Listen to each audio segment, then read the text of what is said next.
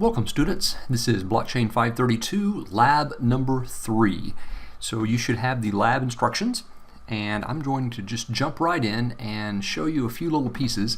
This lab will be quite a bit easier than the previous labs, certainly lab 1, since you already have everything set up. So the first thing I'll do is I'll launch my PowerShell, and let's see, CD down to Vagrant Hyperledger, and I'm going to stop right here for just a moment.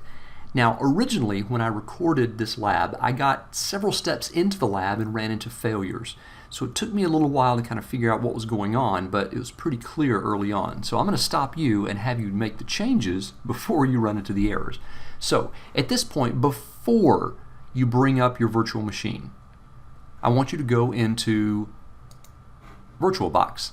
Now, you may have one virtual machine defined, you may have multiples, but we're interested in your Hyperledger default virtual machine, the one that Vagrant downloaded and installed. If Vagrant is running, then go back over to Vagrant and type in Vagrant space halt and wait till it shuts down, because we want to make sure that your virtual machine is powered off. Once you have it powered off, highlight the Hyperledger default virtual machine and click on Settings.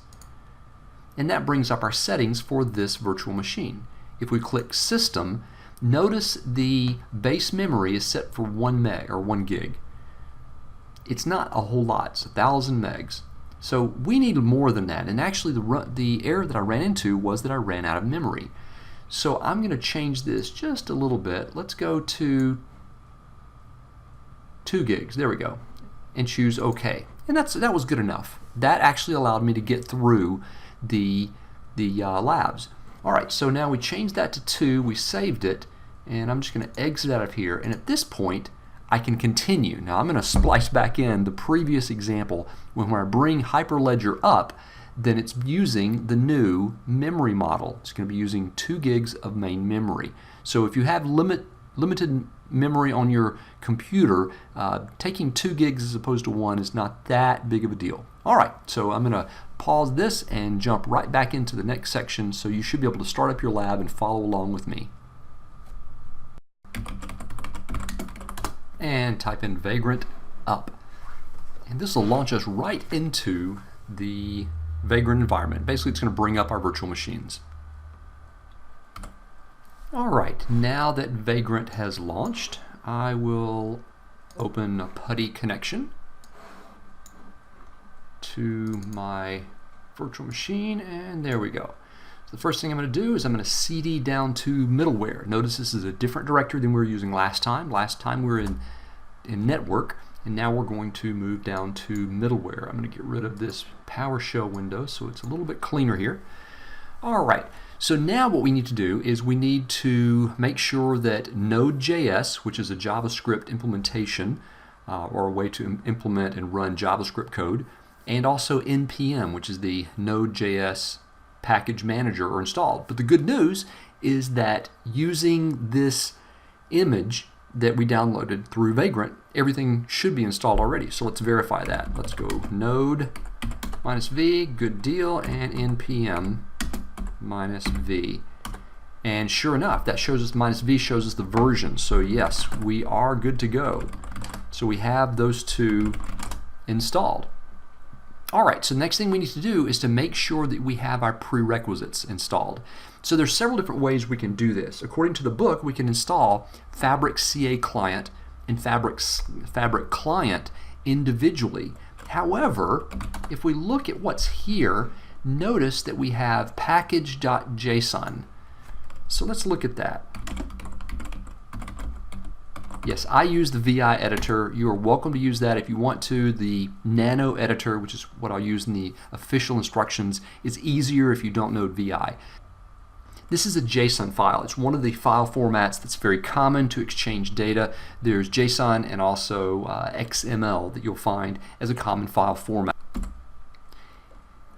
We're going to use JSON in this case. It's more structured than XML, and actually JSON stands for JavaScript Object Notation, so you wouldn't be too surprised if we're going to be using Node.js, which is JavaScript, that will also be using JSON file format. So it's just a way of storing values. And so the way it works is we see these values associated with tags. So the name has the value middleware, the version has the value 1.0.0, and so on and so forth.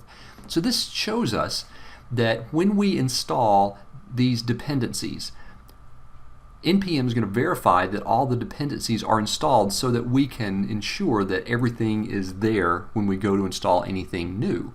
So it's going to make sure that Fabric CA Client with the minimum or with the actual specific version of 1.1.0 is installed, and so on and so forth. So the way we trigger this is we can either install individual packages or we can simply say npm install, and I suspect that's what you probably want to do. So you do this, and npm, which is the package manager, will go through and fetch whatever he wants, download it, and install it automatically. And notice the warnings here are for deprecated versions, which is okay. It's just an older version, but we want to make sure that we're all at the same version. So this is okay. So just watch it as it continues, and it should continue hopefully without any further errors. Alright, so that installed, and there's a few messages there, but no big deal. We basically want to make sure that we don't get any fatal errors and everything looks decent here. So now we have our dependencies installed, so we can move ahead to step 1.2 to configure the network in our application. Now it's already configured, so we're really just going to be looking at some things. So if we look at the config.json file, and again, I'm going to recommend that you use Nano, we see definitions of different types of entities. So we talked about the participants in the lecture, so these are the participant definitions. So we see an orderer, we see an exporter org, and we see various other types of organizations. And I'm asking you to scroll down and highlight, or not just highlight, but scroll down and show some information about a specific type of organization and do a screenshot of that. One of the interesting pieces I will point out, let's look at the orderer. For the orderer, and in fact, no, I'm going to go down to the exporter org. Here in this case, the URL for the exporter org is localhost :7054. Now what that means is it is an HTTP over secure HTTP, so HTTPS, going to localhost at port 7054. And notice that requests would be sent to the exporter org under localhost over port 7051, and events are going to be published and communicated using port 7053. So that's ways of dictating what the host name is, and we're using localhost in this case, and which port number we use for different types of services for this organization. So that just gives you an idea of what the file is going to look like. Alright, so you'll be asked to show me some pieces of information there on a different type of organization. Alright, next we want to continue on, and this should track right along with your textbook. So one of the next things you want to look at is another configuration file, which is clientutils.js. So if we look at, in fact, I'm going to go ahead and use Nano since I'm asking you to use that. Nano clientutils.js. Now, one thing that you may notice if you're a Windows user is that Linux is case sensitive. In other words, I have to type in clientutils.js with a capital U there. So pay close attention to the case of your file names because Linux cares, whereas Windows, well, I shouldn't say, yeah, well, Windows doesn't. Technically, the NTFS file system, which is the file system underneath most Windows systems these days, does care about case. It is case sensitive, but Windows as an operating system is case insensitive. If you ever want to test that out, try writing some Java code in Windows. When you try to invoke or open a file using the wrong case, even though you're in Windows, Java will complain at you. So it's always better to be case sensitive regardless. Alright, so here we have clientutils.js. So this is a JavaScript file. The .js tells us it's JavaScript, and we see some variable definitions. The colors are fairly ugly here, but we see some module exports, and we see lots of different things happening. I don't expect you to be able to read every bit of this, but there's some pieces of the code here I want you to at least pay attention to. The word function. This means that this is a function that you can execute. This is code that we can invoke. So if we want to fetch a username or a member name, we can invoke the function called getMember. If we pass a username, a password, a client, and a user org, then what this function is going to do, he's going to return to us a special type of object, which is basically it's a part of a client object. And so what we're going to do is we're going to invoke the client.getUserContext method. Okay, again, don't worry about all the nuances of the terminology there. But just be aware that getMember is a function defined inside the clientutils.js JavaScript file. So I'm going to ask you in the lab to go find another function and then scroll to it. And so what I'll ask you to do is scroll to the point where you can see the function code and then take a screenshot at that point. All right, I'm going to use Control X to get out of this file, and we're back at the command line. And then I'll ask you to take a look at one or maybe two other files and show me that you've been in there taking a screenshot. And that pretty much covers step 1.2. So the next thing we're going to do is we're going to actually run some code in step 1.3. So the first thing we need to do is change directories over to the network. So we go back over to network directory. We were in middleware, so let's move up one directory and over to network now. And the first thing you want to do now is let's look at what's there. Notice that one of the directories is called client certs. That's where we store our cryptographic material for our clients. The way that we set this network up in the last couple labs, or originally in lab 1, we created some cryptographic material, but this new JavaScript program which we're going to be running, which will be called Create Trade App, actually sets up all of the channel information again and wants to create new or different channel or client certificates. So the bottom line here is that we can't use the old certificates, so we actually have to remove those so that the new JavaScript program will be able to create everything new and everything will match up. In a real environment, of course, we wouldn't create a network using one approach and then use it using a different approach.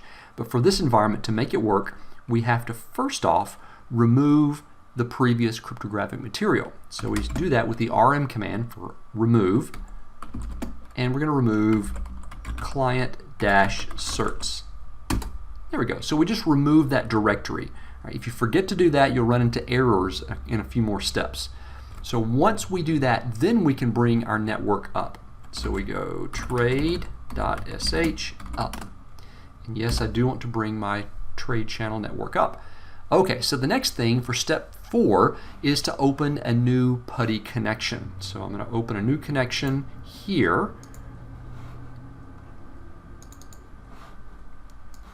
And at this point, I'm going to cd back down to my middleware directory because we're going to be executing middleware. And I'm going to use Node to run the create trade app JavaScript file. So Node executes JavaScript, and we're going to feed it or give it the input of the create trade app.js. So you press enter, and it will run through the initialization and all the different steps for setting up and executing this new network. Now, there was one error, but that error should be a minor error. You can just ignore it. Successfully created. There we go. Chain code invocation complete. All right. So we got a success. So what I want you to do is to run this and take a screenshot. Also, let's go over to our first connection. I'm going to call the one on the right our second connection. The one on the left is the first connection. And let's see what we have here. So I'm going to type clear just to clear out the screen, and then type docker ps-a. And notice we have some historical information about processes that exited earlier. So if I scroll up a little bit, I'm going to see here's my Hyperledger components, Hyperledger Fabric Peer, Fabric CA, and so on and so forth. If I keep on going, now I start seeing some other types. And here I see a carrier org peer, importer org peer, regulator org, and exporter org peer. So basically these are the processes that the create trade app JavaScript file created. So it shows that it's actually working.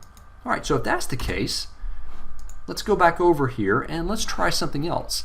Now, let's go ahead and run a test script.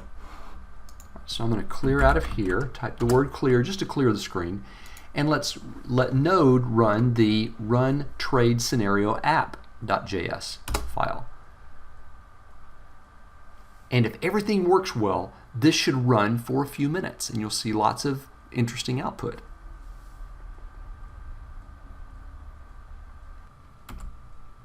And there you see. At the very end, it shows successful invocations and what the actual ending balances would be. So by doing this, reaching the end of this step, you see that you're actually running the application through the middleware, reaching down to the blockchain, and then getting information back. Now let's try running a client blockchain application that will use an API to go into through the middleware to the actual blockchain. All right, so we'll use our second window and we're going to CD over to the application subdirectory, which is really next to the middleware. So we're just going to move up one level and down one level. And the first thing we need to do is make sure that our prereqs are installed. So let's type in npm install. And we're going to do the same thing that we saw in the middleware directory. And npm knows, based on the JSON file, the packages.json, what needs to be installed. And so we'll make sure that everything's installed that we're going to need. And after that, we're just going to run the app.js JavaScript file. All right, so we have our prerequisites installed. Let's get a clean window and type node app.js. Oops, how about node as opposed to nod?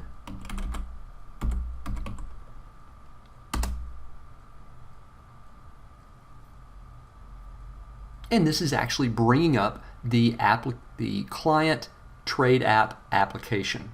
All right, so this is basically setting up a server. And notice that the server is listening on localhost 4000, so port number 4000. So since this is a server or service process, we need to go to another window. So I'm going to open a third window, or third PuTTY connection. And in this third PuTTY connection, I'm going to move him down to the bottom just a little bit so we can see him. And by the way, one thing I haven't noticed, my screensaver or my wallpaper just defaults to the university where I come from, Emory University. That's where I did my doctoral work. I probably need to change that now that I'm teaching with University of Cumberland. So if you've noticed why or wondered why that's there, that's just a holdover from my wallpaper from my old university. Anyway, all right, so let's go ahead and take a look here at, I want to CD down to the middleware directory.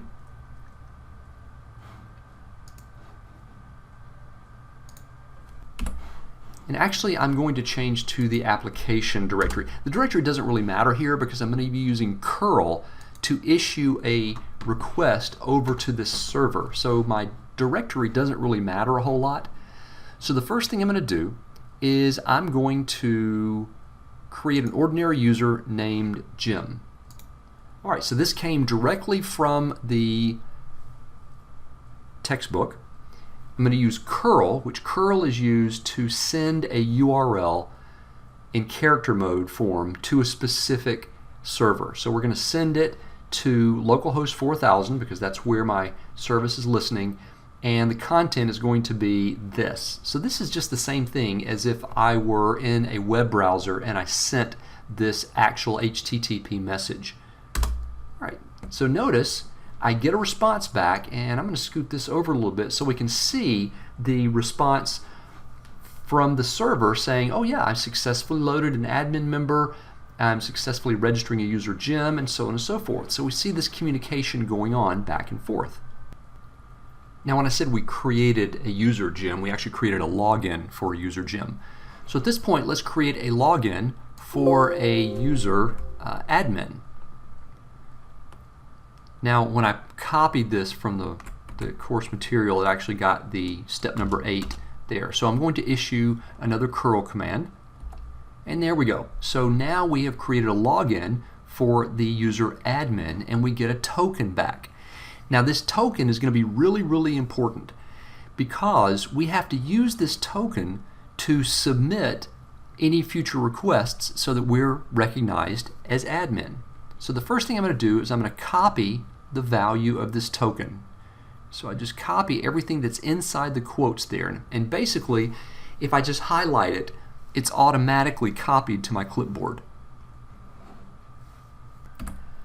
So what I'm going to do is kind of play around a little bit to try to make this a little bit easier. I'm going to launch Notepad, and I'm going to paste what I just pasted, what I just copied rather. So that is over here.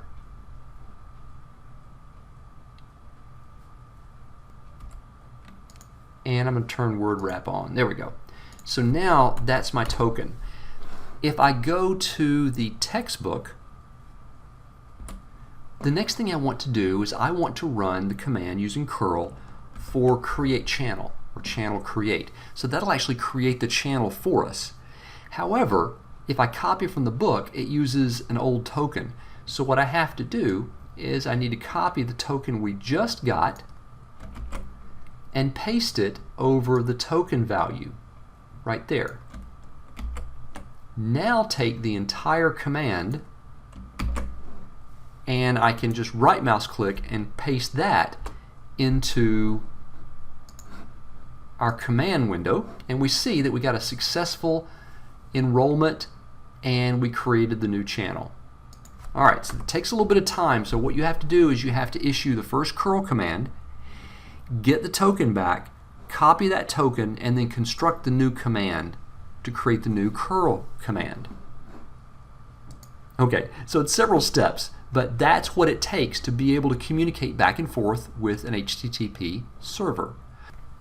So now that you created the channel, then the next step would be to instantiate the chain code and invoke the chain code. We've already done that in other contexts. I'm not going to ask you to do it at this point in the lab. So that's as far as I want you to go, but I wanted you to at least be able to bring up the pieces and see how different pieces fit together. Alright, so make sure that you document, you tie up all the loose ends, and get me that lab report guide, or lab report, and you should be done. Alright, good deal. If you made it this far, congratulations. Once again, if you have any questions, you can reach out to me at michael.solomon@ucumberlands.edu. Have fun.